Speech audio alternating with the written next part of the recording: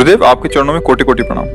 गुरुदेव भगवान, हमने संसार में जिनको अपना आश्रय मानकर जीवन साथी के रूप में वर्ण किया और जीवन समर्पित कर दिया, उन्होंने ही जब हमें ठुकरा दिया और जीवन की मझधार में बिल्कुल अकेला छोड़ दिया, इतना सब होने पर भी उनके प्रति अति मोह आसक्ति खत्म होकर सिर्फ और सिर्फ श्री जी के चरणों में कैसे लगे? एक बार मार्कंडे जी के आश्रम के पास सूरथ नाम का एक वैश्य और एक राजा दोनों आपस में मिले। तो राजा से पूछा, आप जंगल में यहाँ कैसे? वह मेरा राज्य छिन गया है, पर मैं वही राज सिंहासन, वही राजमहल, वही रानियां, ये हमारा चिंतन नहीं जा रहा है। मुझे राज्य मिले इस बात के लिए तो मैं दुखी नहीं, पर मैं अपने परिवार को नहीं छोड़ सकता। और रोने लगा।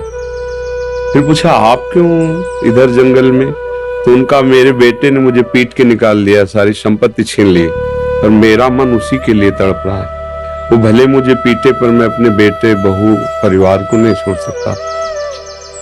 उन्हें तो बड़ी विचित्र हम दोनों की दशा है। ज्वाइनिंग का एक बटन है, उस पे आप क्लिक करके आप हमारी ज्वाइनिंग ले सकते हैं। इसका मतलब ये होगा कि हम आपकी निःशुल्क सेवा करेंगे। आप कोई भी पूजा पाठ से संबंधित पूछेंगे तो हमारी संस्था बनी हुई है जो कि आपकी समस्याओं का समाधान करेगी, वो भी निःशुल्क। बस आपको हमारे चैनल के साथ ज्वाइन होना है, ज्वाइनिंग बटन दबाना है। राधे राधे दोस्तों। अगर भगवान की ऐसी प्रचंड माया ना हो तो सब परमानंद में मगन हो जाएं।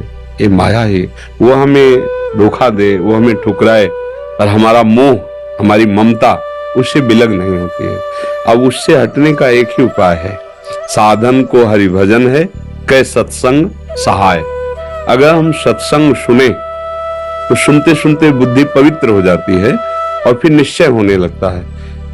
आप जिनके लिए रो रहे हैं, जिनकी बुद्धि पावन हुई, उन्होंने तिरस्कार पूर्वक छोड़ दिया। रत्नावती जी, भक्तमाल में चरित्र है, पढ़ लीजिए। रत्नावती जी पूरे रानी के जैसे सुख होते हैं वैसे ही रानी थी, वैसे ही सुख में मगन थी। कोई हरि भक्ति, कोई भजन, कुछ नहीं। और राजा भी अत्यंत प्यार करते थे। पर दासी वो वृंदावन आती थी और संतों का संग करती थी, सत्संग, तो उसके हृदय में गोविंद के चरणों में प्रीति उत्पन्न हो गई। वो रानी के कभी पैर दबा रही होती तो एकदम बोल पड़ती, हा कुंज बिहारी, हा गोविंद। तो रानी सावधान होकर देखती, तू रहती तो मेरे संग है, मेरी निजी दासी, अंग सेवी। ये कौन है कुंज बिहारी, ये कौन है गोविंद? किससे तू प्यार करती है? आज तक मुझे नहीं बताया। हमारे यहाँ की दासियां तो आजीवन समर्पित अंग सेवी होती है, ये क्या? तो मुस्कुरा दी, बोली, महारानी आप अन्यथा मत समझना, ये कोई व्यक्ति नहीं हम जिससे प्यार करते हैं। नहीं नहीं, तू पूरी बात बता दो, मत सुनो, मत सुनो, नहीं किसी काम के नहीं रह जाओगे। और रो पड़ी। भगवान का जो प्यार होता है ना हृदय में, वो अलग कोटि का होता है। वो बस मत पूछो, आप मत पूछो। अब तो और आकर्षित हुई, नहीं नहीं आप बताओ ना। तो जब बैठ करके भगवत चर्चा, उनकी रूप माधुरी, गुण माधुरी, वो तो इतना उसके हृदय में अच्छा लगा कि पैर दबाने से हटा के सिराने बैठा लिया। देखो तुम अब वहां नहीं, अब यहाँ बैठ के केवल हमें प्रभु की बात सुनाओ। इतना रंग चढ़ा कि हृदय विकल हो, उनका कैसे दर्शन हो सकते हैं? गोविंद के कैसे दर्शन हो सकते हैं? बिहारी जी के कैसे दर्शन हो? उनका महारानी जी एक उपाय है, यदि प्रगट में संतों का संग किया जाए तो निश्चित संत सभा में गोविंद छुपे रहते हैं, वो जरूर कृपा करेंगे। तो रानियों कहीं जा तो सकती नहीं, तुम ऐसा करो, बगल में एक भवन तैयार करवाओ संत सेवा के लिए, और संतों को बुलाओ, और हम स्वयं बनाएंगे, संतों को पवाएंगे, उनके श्रीमुख से भगवत चर्चा सुनेंगे। उस समय दिल्ली में बादशाह के समीप विराजमान थे माधो सिंह, उनके पति का नाम था। अब रानी का हुक्म, महल के निर्माण हुआ, पास में संतों, और खिड़की से वो दर्शन करती, फिर सुंदर भोग पधराती, जाके सब संतों को पवाती। ये जब सूचना पहुंची राजा के बाद, बिना हमारे आदेश के संत निवास बन जाना, संतों के बीच में, रानी को ऐसे कोई सहज थोड़ी देख सकता, जाना सब। तो हुक्म कर दिया, बिल्कुल नहीं, संतों के समीप जाना बंद, ये सब बिल्कुल, क्योंकि एक राज मर्यादा होती है ना। और कुछ कठोर शब्द कहे, तुरंत नाई को बुलाया, अपना मुंडन कराया और संतों के बीच में बैठ गई। बोले आज से राज अन्न का त्याग। अगर मैं कहीं रानी हूं, कहीं भी किसी भी अंग में, मैं उसे रानी नहीं रहने दूंगी जो मुझे संत और गोविंद से दूर कर दे। कदाप ये जब सूचना पहुंची को तो मुड़ मुड़ा के बैठ गई। सोचा ये तो मतलब भारी के भारी अपमान, इससे ज्यादा क्या हो सकता है। अगर मैं मारता हूं तो प्रजा विरोध में हो जाएगी, इसलिए इसको मारना तो है। बोले एक जंगली सिंह लाओ और छोड़ दो, तो संतों को, रानी को, सबको मार डालेगा। ऐसा ही किया गया।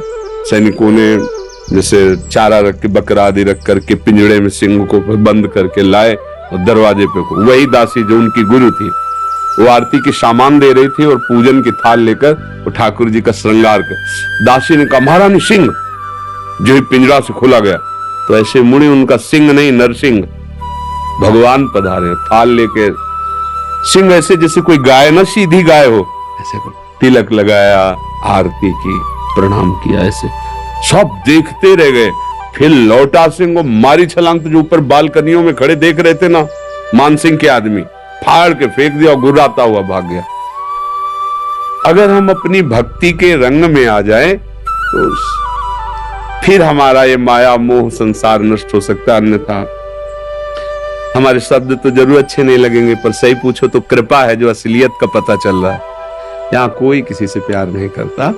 अपने सुख स्वार्थ की जब तक पूर्ति लगती है, हमारा मन जब तक राजी है, तब तक हमें आपको प्यारे कहते हैं, अपना प्यारा बना लेते हैं। और जब हमारा मन कहीं और राजी हो गया तो आपकी तरफ देखते नहीं। संसार का ये स्वरूप, पर मेरे प्रभु का ऐसा स्वरूप नहीं है। सबरी मैया कोई ऐसा थोड़ी बहुत रूप ऊंचे कुल की, ऐसा नहीं था। सबर जंगली जातियों में आती है उनमें, लेकिन भगवान की भक्ति से बड़े बड़े ब्रह्म ऋषियों के आश्रम में भगवान नहीं गए, सबरी माता के। भगवान ये सब संसार यही सब देखता है, तुम्हारा रूप, तुम्हारा गुण, तुम उसके काम लायक हो कि नहीं हो। अगर स्वार्थ की पूर्ति लायक नहीं हो तो कोई भी हो, हट जाओ या वो मार डालेगा। संसार का स्वरूप है, कोई न कोई नाटक करके तुम्हें नष्ट कर देगा संसार। लेकिन हमारे भगवान कैसे भी नीच, पतित, अवगुणी, कुरूप, बिल्कुल मूर्ख कैसा भी हो, भगवान उसे अपनी गोद में ले लेते हैं। तो एक ही उपाय है, भगवान के चरणों का आश्रय लेना, वही परम पति हैं।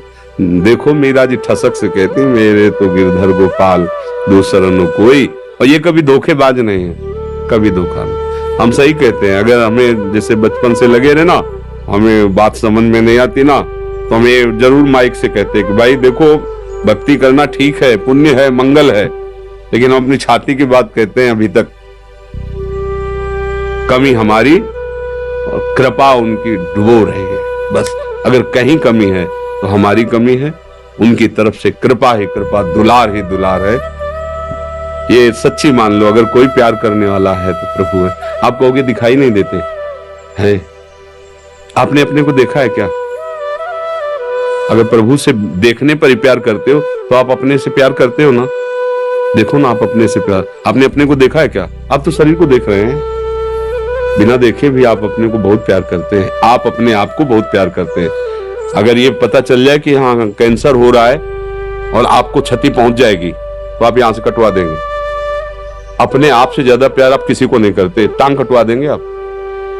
अगर ऐसा लग जाए कि अपने को बहुत अशांति, जीना मुश्किल है, आप क्या करेंगे, कैसे मुंह दिखाएंगे? तो आप जहर खा लेंगे, फांसी पे चढ़ जाएंगे। मतलब समझिए, पर आपने अपने को देखा नहीं, जाना नहीं, फिर भी आप बहुत प्यार करते हैं। जो कुछ भी प्यार करते हैं अपने लिए करते हैं। अपने आप से बढ़कर आप किसी से प्यार नहीं करते, पर आपने अपने आप को नहीं जाना तो फिर तुम उन्हीं के अंश हो।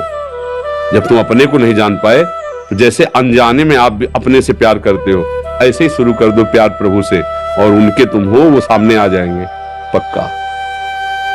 ऐसा नहीं है तो अब विमान से उतरते हैं, दोस्त की तरह मिलते हैं भगवान। और बस यही है कि जैसे आप कहो कि हम राष्ट्रपति से हाथ मिला के आ रहे, प्रधानमंत्री से हाथ मिला, तो गांव का आदमी से प्रधानमंत्री से तुम कैसे मिल सकते? क्यों नहीं मिल सकते? भारत के नागरिक है, हम अधिकार पुष्ट करें अपना और जरूरत दिखाएं तो हमें मिला दिया जाएगा। ऐसे हम अधिकार पुष्ट करें और चाहत हमारी प्रबल हो तो हमें भगवान मिल जाएंगे। वहां तो किसी की सिफारिश की जरूरत नहीं, खुद हमारे हृदय की बात सुन रहे।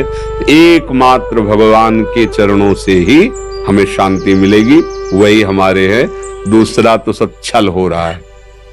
माया का पर्दा पहन करके हमारे साथ छल किया जा रहा है, हमारे समय को नष्ट किया जा रहा है। सत्य बात है, न हम स्त्री है न पुरुष है, हम भगवान के अंश हैं और उनका भजन करके उन्हीं को प्राप्त हो जाए, यही हमारे जीवन का लक्ष्य है। हम तो बड़ी कृपा मानते हैं, जब प्रतिकूलता मिलती, कोई अपना नहीं होता ना, तब कृपा समझ में आती है कि बहुत कृपा है, नहीं तो इस मोह जाल में फंसकर पूरी जिंदगी बर्बाद हो जाती है। अब सावधान हो जाओ, अब निकल जाओ, पर इधर का रास्ता चलना थोड़ा कठिन है, इसलिए कुछ भी हो जाए फिर इधर नया चुन लेते हैं, नया मित्र चुन लेते हैं, नया घर चुन लेते हैं, नया वर चुन लेते हैं। बस इधर ही वो खोज शुरू की है ना अनंत जन्मों से, वो ये नहीं समझ पा रहा कि अंदर बैठा है, कह रहा लौट आओ, हमसे मिल लो, पर हम लोग बाहरी खोज कर रहे हैं और अंदर ही बैठा है, घर के अंदर प्रीतम बैठा हमारा इंतजार कर रहा है, हम दरवाजे के बाहर भटक रहे हैं, उसको खोज उसी को रहे हैं। जो सुख है, जो शांति है, जो आनंद है, वो प्रभु ही है, उन्हीं के लिए हम खोज रहे हैं, पर उनको ना मानकर, ना जानकर अन्य रूप अन्य भावों में, इसीलिए हमें शांति नहीं मिल रही। मुझे लगता है नाम जप करो, सत्संग सुनो,